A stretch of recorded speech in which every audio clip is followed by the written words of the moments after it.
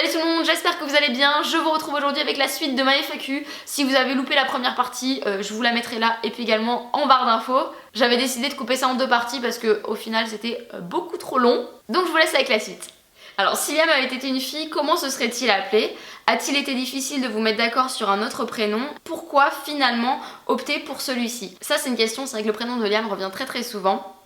Alors s'il avait été une fille, il se serait appelé Lily. Tout de suite on est tombé d'accord, on s'est dit Lily c'est parfait, c'est comme ça, voilà. S'il avait été une fille, il se serait appelé Lily, c'est un prénom qu'on adore. Pour celles qui ont suivi mes vidéos, enfin vous savez que ça a été très long de trouver un prénom.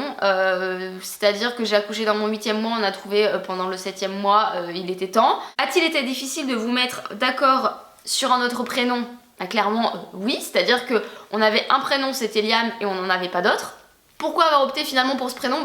Tout simplement déjà, et pas des moindres, c'est parce que c'était le seul prénom pour lequel on est tombé d'accord. Parce que clairement Chris et moi c'est le yin et le yang, donc niveau goût, autant vous dire que c'est très compliqué. Je vous avais dit dans mes précédents favoris aussi que il y a le chanteur Liam Gallagher, que pas qu'on adore le chanteur, mais que du coup en fait on était fan d'une chanson d'Oasis qui est notre chanson en fait. Et je vous mettrai cette vidéo pour que vous puissiez la voir parce que je vous en parle un peu plus en détail. Et voilà, ça faisait aussi partie des critères on va dire. Et puis on a vécu également au Royaume-Uni et on se voyait donner un prénom anglo-saxon. On a vécu en Écosse et on voulait vraiment un prénom typiquement british. Et pour nous voilà, ça avait vraiment un sens. On voulait un prénom qui sonne aussi bien en français qu'en anglais, donc c'est le cas de ce prénom là. Il y a eu un truc qui nous a fait hésiter, c'est qu'en fait on s'est dit bon bah voilà, il y a plein de gens qui appellent leurs enfants Liam, apparemment bah voilà, en France c'est quand même assez commun ces dernières années. Et ça c'est vraiment le truc qui pour moi, je voulais changer de prénom. Voilà, je voulais vraiment changer de prénom parce que pour moi ça m'embêtait en fait que ce soit un prénom qui soit vraiment utilisé très souvent, etc. Et j'aimais pas ça, je voulais quelque chose d'original. Et Chris c'est beaucoup plus classique, donc c'était la galère de trouver un prénom. Et finalement c'était le seul, et puis il y avait tellement de choses en fait qui racontaient un petit peu notre histoire qu'on s'est dit ben ça peut pas être un autre prénom. Des marques que la grossesse t'aurait laissées, si oui les assumes-tu ou est-ce encore difficile pour toi plusieurs mois après? Alors oui, j'ai eu des marques que la grossesse m'a laissées. J'ai eu deux petites vergetures sur le côté de la hanche. Je crois que j'en ai eu... Ah oui, j'en ai eu sur le côté des cuisses aussi. Voilà, j'en ai pas eu sur le ventre, mais voilà, donc j'ai des cicatrices de maman. Mais après, oui, un truc que j'ai eu, c'est mon nombril en fait, qui... Alors, j'avais pas un nombril qui ressortait, mais là maintenant il ressort. Et ça, c'est un truc qui me pose problème parce que moi, le nombril, c'est quelque chose qui... Je ne sais pas pourquoi, je suis assez phobique des nombrils.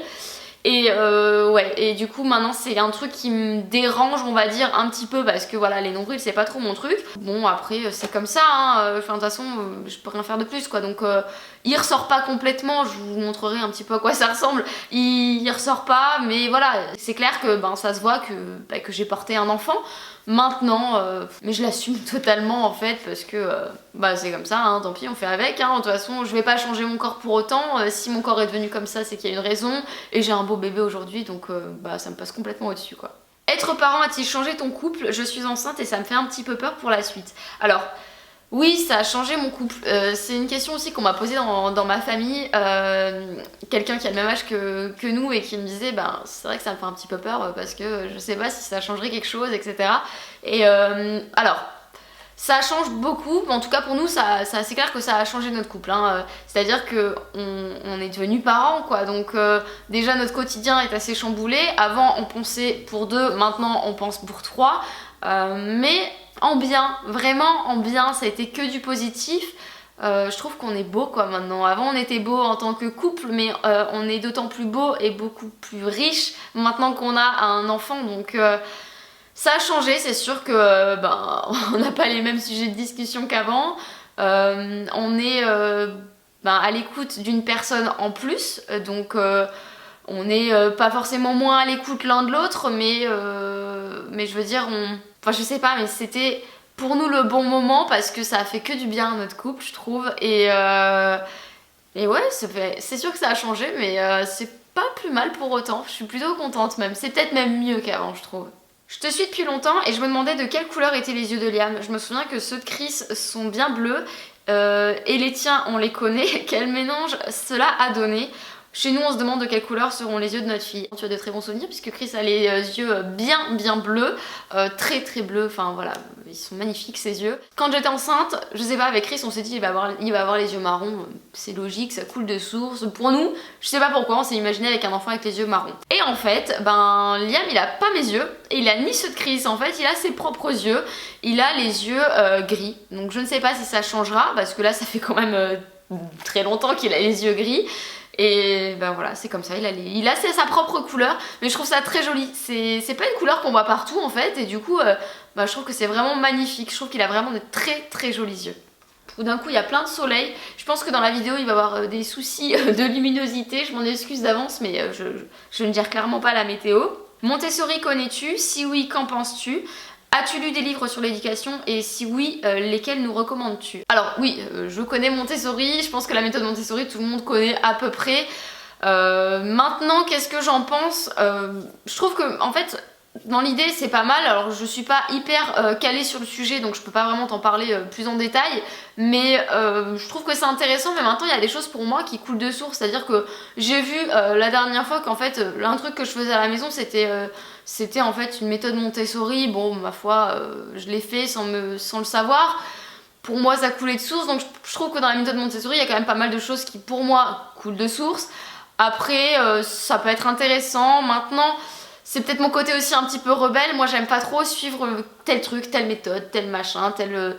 Voilà, c'est pas mon truc en fait. Et après sinon qu'est-ce que j'en pense aussi, c'est que je trouve que c'est aussi une bonne question de marketing actuellement, parce que on entend à toutes les sauces du Montessori, et sur des jouets tu vas retrouver des trucs Montessori machin, et à la base le truc je me dis c'est d'accord Montessori, enfin ils le vendent une blinde, et en soi, est-ce que ça vaut autant ce prix? Donc je pense que c'est une question de marketing. Les gens se disent, bah, allez vas-y, on se met un truc Montessori, au moins on va vendre beaucoup plus et on va se faire du pognon.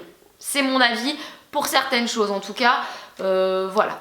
Et ensuite, donc pour répondre à ta deuxième question, non, je n'ai pas lu des livres sur l'éducation.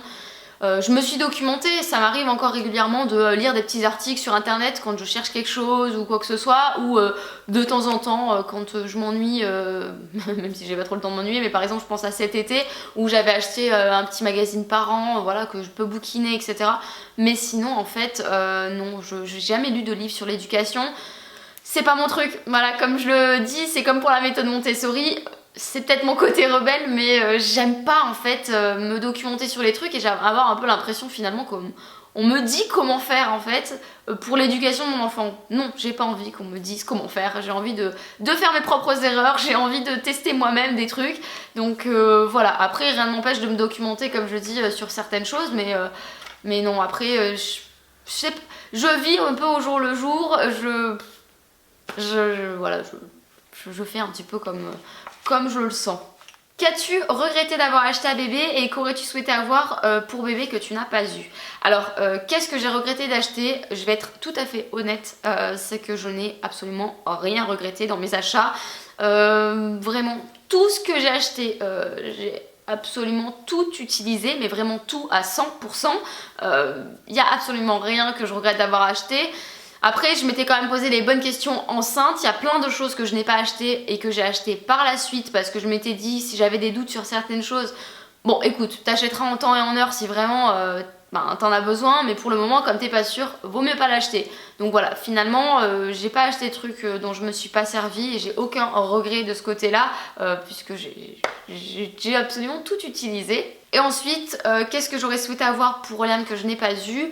Absolument rien, parce qu'en fait ce qui est bien c'est qu'on peut se permettre aussi, quand on a une envie pour Liam, d'acheter tel truc, et du coup voilà. Après je suis pas énormément dépensière, je pense aussi pour lui, je pense que voilà, les choses que j'achète pour moi elles sont utiles. Et c'est vrai qu'on a aussi cette chance de pas forcément se poser la question. Et puis pour Liam, c'est, je pense, comme la majorité des parents, on achète, et c'est pour ça que ça marche bien le business du bébé, c'est qu'on se pose pas trop la question et on le prend parce qu'on veut le meilleur pour notre enfant tout simplement. Donc voilà. J'ai remarqué que tu avais beaucoup de pierres chez toi, quels effets ont-elles? Et où puis-je en acheter? Alors, ça c'est un truc qui est revenu très souvent. Oui, j'ai pas mal de pierres et encore, si tu savais tout ce que j'ai. Quels effets ont-elles? Alors, ça, on y croit pas, ça s'appelle de la lithothérapie. C'est en fait le pouvoir de certaines pierres qui auraient le pouvoir d'atténuer le stress, de corriger certains troubles, notamment physique, etc. etc. Il n'y a pas de preuves scientifiques là-dessus. On y croit pas, comme je vous dis. Maintenant, les pierres, moi, c'est quelque chose que j'ai depuis que je suis toute petite. J'ai envie de dire que c'est un peu une histoire de famille. Ma grand-mère en a, ma tante en a, j'en ai. Enfin, c'est un truc qu'on aime beaucoup dans la famille. Et alors ça, depuis des années. C'est-à-dire que je crois que ma première pierre, j'avais peut-être... je sais pas, j'avais peut-être 7-8 ans quoi la première fois que j'ai une pierre, donc maintenant j'en ai plein, je vais pas pouvoir vous parler de toutes mes pierres parce que sinon on n'a pas fini, et je vais vous parler de 2-3 pierres auxquelles je pense, donc notamment à celle qu'il y a dans la chambre de Liam. Je pense que c'est celle qui doit vous intéresser le plus aussi si vous avez des enfants. Donc j'ai tout d'abord un quartz rose. Le quartz rose en fait c'est la pierre qui est associée aux enfants. C'est une pierre à mettre dans une chambre d'enfant parce que c'est une pierre qui aiderait à dormir, à apaiser, etc. Et comme je vous dis, c'est la pierre de prédilection des enfants. Donc généralement si vous avez des enfants et que vous ne savez pas quelle pierre leur acheter, optez pour un quartz rose. Après dans sa chambre j'ai également mis une améthyste. Alors l'améthyste ça calme en fait, ça apaise, ça régule le stress et ça favorise en fait la méditation. Et l'améthyste à la base je l'avais pas mise dans sa chambre, j'avais vraiment mis que le quartz rose. Et c'est la dernière fois que je suis allée chez l'ostéo, il avait en fait une pierre. Et je lui ai dit est-ce que vous avez une pierre à me conseiller à mettre dans la chambre de bébé? Et il m'a parlé de l'améthyste et je lui ai dit j'en ai une donc voilà, donc je vais lui mettre dans sa chambre. Et d'ailleurs cet ostéo avait une autre pierre que j'ai là d'ailleurs. Donc il avait celle-ci, c'est une labradorite. Donc en fait la labradorite c'est la pierre... Oh, j'ai cru qu'elle allait tomber, j'ai eu peur. C'est une pierre donc du coup qu'on va retrouver chez beaucoup de praticiens généralement. Vous retrouvez souvent ces pierres là. Quand il y a une pierre que vous voyez, moi lui du coup il en avait, mais moi je dirais que chez pas mal de médecins aussi j'en ai vu. Parce que c'est une pierre en fait qui aiderait à éponger, on va dire, les désagréments empathiques en fait, donc voilà toutes les mauvaises vibrations, les mauvaises énergies. Et généralement ces gens là, comme ils rencontrent toujours des personnes qui ont des problèmes, des maladies, des trucs comme ça, et voilà, c'est pour ça qu'ils ont très souvent ces pierres là. Et après c'est bien d'en avoir chez soi parce que voilà justement ça éponge en fait les énergies négatives. Donc voilà, moi je sais que j'en ai plusieurs dans ma maison. Et ensuite, où les acheter? Je dirais en magasin et non pas sur internet. Parce que déjà, nous on se dit dans ma famille que la pierre, on l'a choisie. Et voilà, c'est un truc, genre tu la ressens la pierre en fait. Et quand tu la prends, tu peux aller dans un magasin de pierre par exemple, tu vas avoir un tas de quartz rose. Nous en tout cas c'est comme ça qu'on fait, on les prend dans les mains et on les teste quoi, on les choisit, on se dit c'est celle-là qu'il me faut. Voilà, c'est un ressenti quoi, on va dire. Donc je te conseille plus d'aller en magasin, surtout que sur internet tu peux trouver tout et finalement t'es pas sûr que ce soit une vraie. Donc je conseillerais plus en magasin. Maintenant les magasins où ils vendent des pierres semi-précieuses, moi je sais pas, à voir sur Google et tu tapes sur Google où est-ce qu'il y a un magasin de vente de pierres semi-précieuses et voilà, généralement dans les grandes villes il y en a toujours.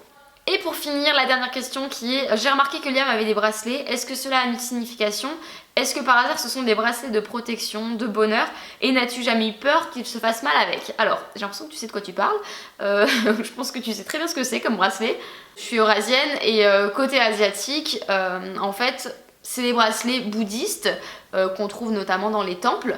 Et alors lors d'une naissance, dans ma famille en tout cas on fait comme ça, c'est que on met un bracelet et on souhaite en gros le bonheur. On fait ça en fait au bébé, c'est ce qui permet de donner en fait un lien entre le bébé et ses parents. Donc j'ai les mêmes bracelets en fait. Donc Chris n'en a pas parce qu'avec l'armée c'est trop compliqué en fait. On n'a pas le droit d'avoir de bijoux en fait. Donc je crois que les seuls bijoux qui sont autorisés c'est les alliances et les chevalières familiales. Donc voilà, c'est les seuls trucs qui sont autorisés. Donc les bracelets clairement lui il en a pas eu. Pas qu'il fasse pas partie de notre bande mais voilà, juste parce qu'il allait devoir les couper. Liam à la base en avait 3, le jour même il en a perdu 1, donc du coup maintenant il en a plus que 2, donc 1 à chaque poignet. Après à la crèche on m'a demandé c'est quoi ces petits bracelets, il les garde tout le temps machin.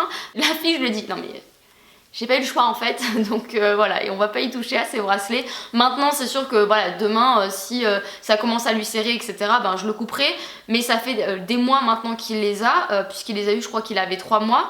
Et en fait, ils ont grandi avec lui, je pense qu'ils se sont détendus, donc il n'y a pas de souci. Pour l'instant, ça pose pas de problème ces bracelets-là. Et puis même lui, en fait, il y fait même pas attention et je pense qu'il croit qu'ils font partie de sa personne parce que franchement, il a jamais touché à ces bracelets. Et maintenant, j'ai également acheté récemment un collier d'ambre. Alors c'est très controversé, il y a des gens qui disent que ça sert à rien, il y a des gens qui disent que c'est dangereux, etc.